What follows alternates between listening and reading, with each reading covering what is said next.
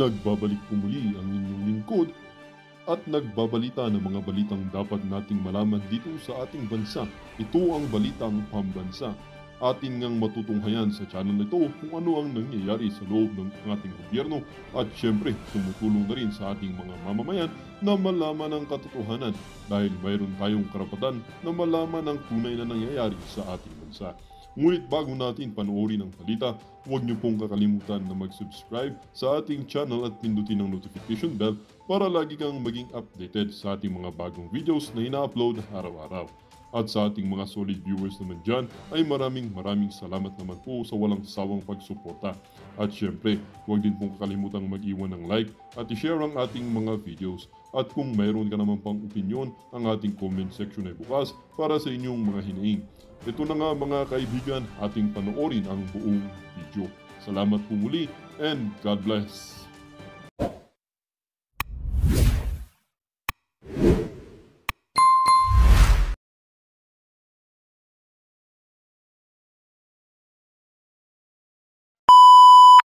Sinabi niya, sabihin sa inyo, sabihin sa ating mga kababayan na kailangan niya ang tulong ng mga PDP senators at ng kanilang mga guest candidates. Una po ay si Senator Bongo, Senator Bato de la Rosa, ay si Senator Attorney Jimmy Bondo, Senator Attorney J.V. Hinlo, si Senator Attorney Raul Lambino, si Mr. Senator Philip Salvador, si Senator Attorney Rodante Marcoleta, Senator Attorney Vic Rodriguez, Senator Pastor Apollo Kibuloy, Senator Dr. Richard Hata. Ang 12 midnight at matapos ang araw na itong kaarawan ni Pangulong Duterte. At syempre, ang pagpapasalamat ko sa ating mga organizers dito sa The Hague, sa ating pagtitipon ngayon. Merong nag-apply ng permit, merong nag-organize ng ating sound system, merong nag-organize ng ating mga barikada, at marami pa silang pinagtrabahuan para mapanigurado na komportable at meron tayong time and space ngayong araw na ito para sa ating picnic celebration ng birthday ni Pangulong Duterte. Maraming salamat sa inyo, mga organizers natin. Yes. Paalala ko lang, dahil kahapon nandito po ako, kumuha po ako ng mga gamit na hindi kailangan o hindi ginagamit ni Pangulong Rodrigo Duterte doon sa loob, ay pinakuha sa akin. Sinabihan ako doon sa loob na pakiusapan tayong lahat, kasama na ang media, na huwag mag-video footage at pictures sa kanilang facade ng kanilang detention facility, lalong-lalo na sa mga tao na pumapasok at lumalabas. Bawal po sa kanilang protocols ang videohan ang kanilang detention facility. So pakiusap ko lang, sundin natin kung anong protocol nila dito sa videotaping and sa recording and sa photography. Dahil sa ngayon, nakikita ninyo na napaka-lenient at napaka-cooperative nila sa atin, at nakikita nila na, at tinutulungan nila tayo na maipakita sa mundo kung ano yung nararamdaman natin. Kaya yung mga maliliit na bagay na hingin nila na huwag dyan kayong mag-film at pag-videotape ay sundin natin. Ang susunod po ay mensahe galing kay Pangulong Rodrigo Duterte. Sinabi niya ito sa abogado kahapon at sinabihan niya ang abogado dahil hindi ko makikita si Inday Sara bukas dahil ang nakaschedule bukas ay ang aking kapatid si Veronica at si Shelito, ang kanyang mama. Sabihin ko sa lahat ng mga supporters ni Pangulong Rodrigo Duterte at sa lahat ng mga abogado na kaibigan niya to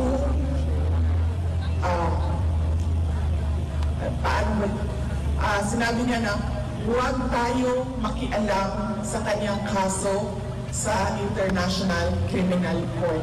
Hayaan natin ang kanyang mga abogado at ang korte mismo magdesisyon kung ano ang mangyayari o ano ang susundin kaparte ng proseso ng korte.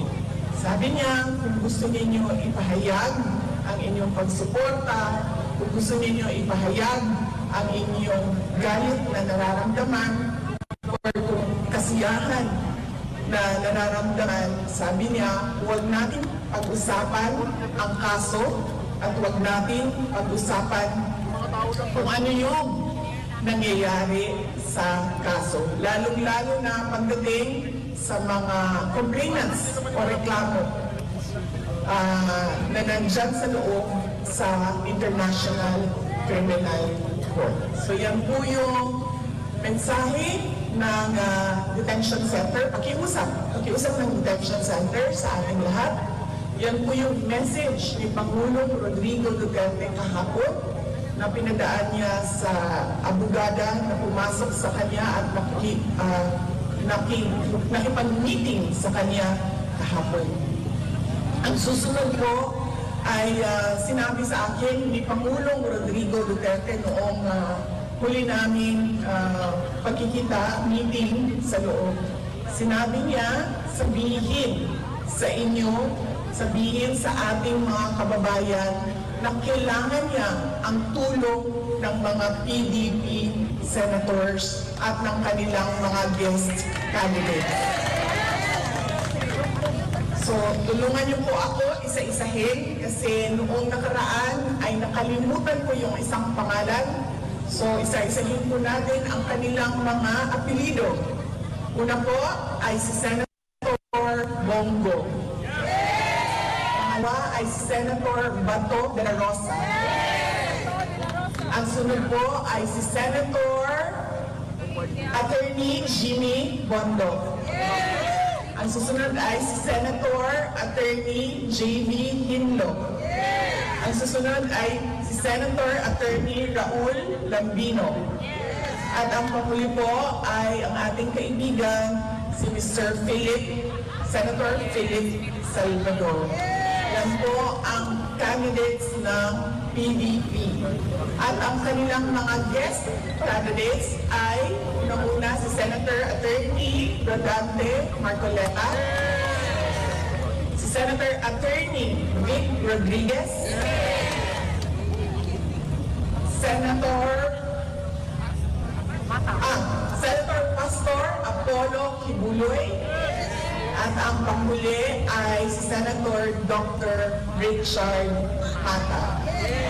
Yan po ang sabi niya kasi nagplano sila ng mga kampanya bago siya dinala. Sa pilitang dinala dito sa ICC detention, meron silang mga plano ng mga iba't ibang rallies para sa mga senators ng PDP laban at kanilang mga guest candidates. So sinabi niya,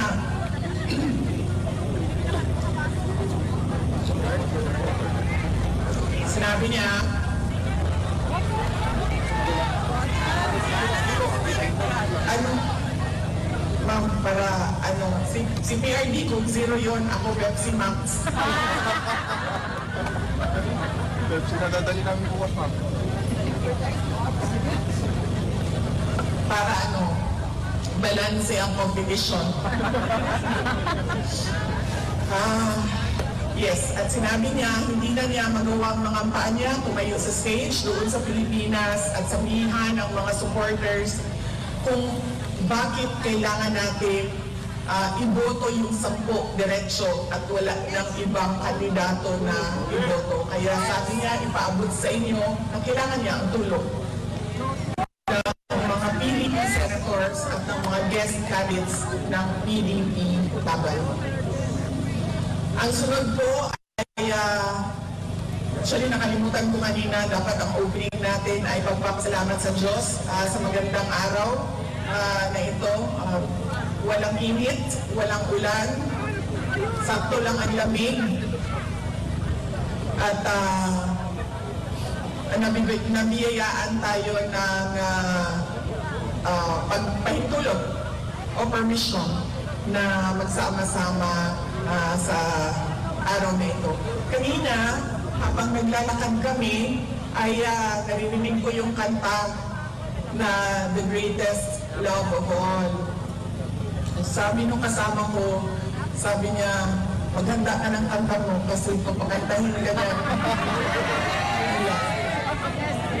Sabi ko, wala talaga akong makontribute sa kanta ngayong araw na ito. Maliban sa happy birthday song na nagawa na natin kanina, o hindi pa? Papunta na tayo doon. Maliban sa happy birthday song. So, yun po ang message ni Pangulong Duterte sa politika ng ating bayan. At sinabi niya na bantayan natin ang ating boto.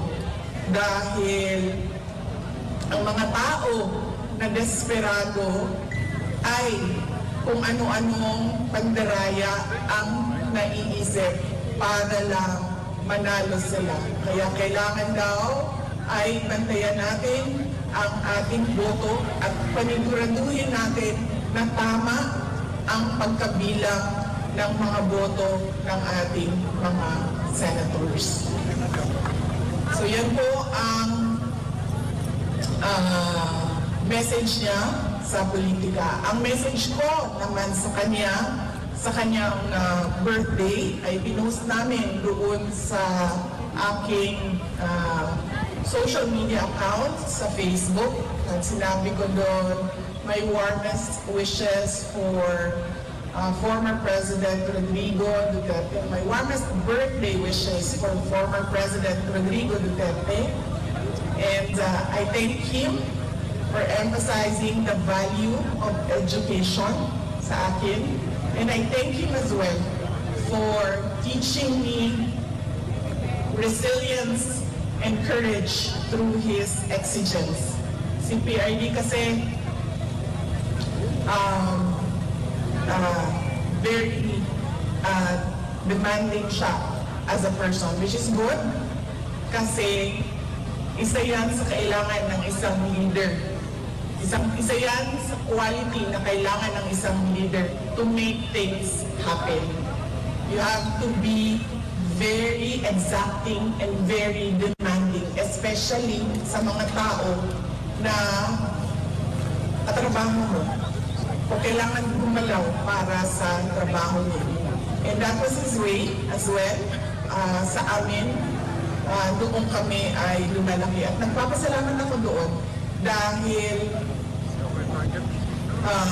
natuto ako na maging resilient and brave dahil sa kanyang pagpapalaki sa amin.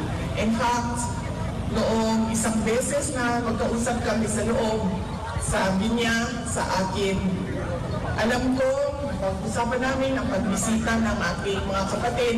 At sinabi niya sa akin, sabihan mo sila, bago sila pumasok dito, huwag silang umiyak. So yun ang mensahe niya sa kanila at sinabi ko din sa mga kapatid ko na ubusin niyo yung luha ninyo sa loob ng banyo. Pagpasok ninyo doon, huwag kayong umiyak. Dahil ayaw niya na nakikita sa amin, ayaw niya na nakikita na umiiyak kami. In fact, noong gathering natin, noong 23, nung nakaraang Sunday, sinabi ko din yan sa inyo na isang beses tumawag ako sa kanya, umiiyak ako. Tapos tinatanong nila, nasaan ka? Nakindag ka ba? Tapos iyak pa rin ako ng iyak, hindi ako makapagsalita. Sabi niya, buntis ka ba? And then sinabi ko lang, nahihirapan ako sa aking pag-aaral. And then sabi niya sa akin, Bakit ka umiiyak? Mag-aral ka. Bumalik ka sa mga libro mo, mag-aral ka. Ganun siya na klase ng parent, no?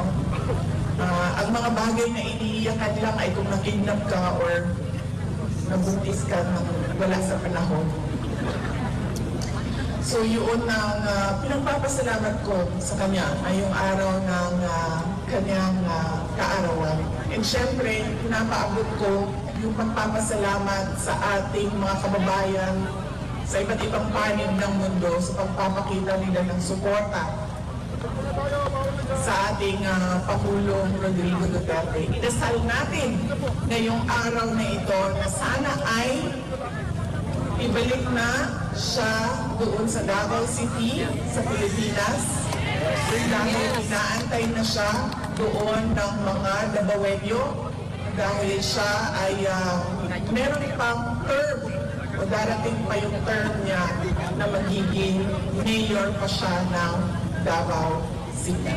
At syempre, inasal natin na siya ay bigyan ng lakas ng loob na harapin lahat ng kanyang problema sa paglalaba, pagluluto, at paglinis ng kwarto niya dyan sa loob ng ICC Detention Center. Dahil nasanay kasi siya na merong girlfriend or merong kalipin na nag-aalaga sa kanyang pagkain, paglilinis ng bahay, at paglalaba. So hindi ko lang alam ngayon dahil ilang araw na rin kami hindi nagkausap kung natuto na ba siya maglaba. Kasi sinabihan ko siya na kailangan mo talaga matutong maglaba kung hindi pa balik-balik yung kanyang, balik-balik yung damit mo na hindi mo siya malinis. So sana ay, yun nga, pagdasal natin na malampasan niya ang hamon ng paglalaba, pagluluto at paglilinis. At sana ay, dasal din natin na sana ay kunin na niya yung kanyang right na maglakad sa loob, sa labas ng building, doon sa kanilang park, meron silang park sa loob, ay sana ay kunin na niya yung right niya na lumabas at maglakad doon sa park. So, let us pray that he learns to do these things one day at a time until kukunin na natin siya para ihatid pauwi sa Davao City at bumalik sa pagsiservisyo sa ating bayan. Noong nakaraang rally noong 23, March 23, sabi ko sa inyo, di ba, ako may takot ako para sa kanya na ibalik siya sa Pilipinas dahil nakita naman natin kung ano yung kapasidad ng kanyang mga kalaban. They can easily assassinate a person on the airport tarmac, no? So yun yung takot ko. At sinasabi ko sa kanya yun, pero ang kanyang paninindigan na gusto niya talagang umuwi sa Davao City ay you cannot shake it out of him. So, sabi ko sa kanya, sabi ko 80 ka naman na, so kung anong gusto mo, ay yun ang ibibigay namin sa iyo dahil mahalaga sa isang tao na 80 years old ay masaya siya dahil meron na lang naiwan na 20 years sa buhay niya. Because I'm sure kukunin na siya by 100. By the moment na makuha niya yung 100,000, okay, I'll go. Ito yung baon ko. Yes, so very important. Hindi lang kay Pangulong Rodrigo Duterte, but doon sa mga lolo, lola natin, mga magulang natin, mga kapatid natin, na 80, 85, 90, 95 years old, na bilang na yung kanilang mga taon bago sila mag-100, na ang mahalaga ay maalala nila na during the last 20 years or 30 years of my life, I was happy and I was able to do what I wanted to do in my life for my country and especially for God. So ang ating pagsasara ngayong umaga na ito ay sa ating speech ay dasal din. Magdasal tayo para sa ating bayan. Ang gusto natin ay nakikita natin na paakyat ang ating bayan. Hindi tayo nahuhuli sa ating mga kapitbahay. Hindi tayo nahuhuli sa mga second home ninyo dito sa Europe. Gusto natin nakikita na merong oportunidad ang mga tao natin doon.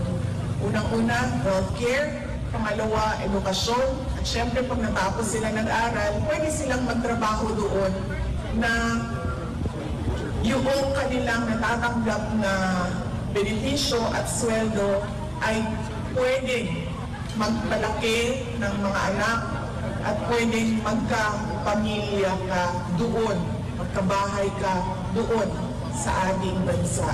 Simple lang ang pangarap ng mga tao na nagsimula sa walang-wala. Pero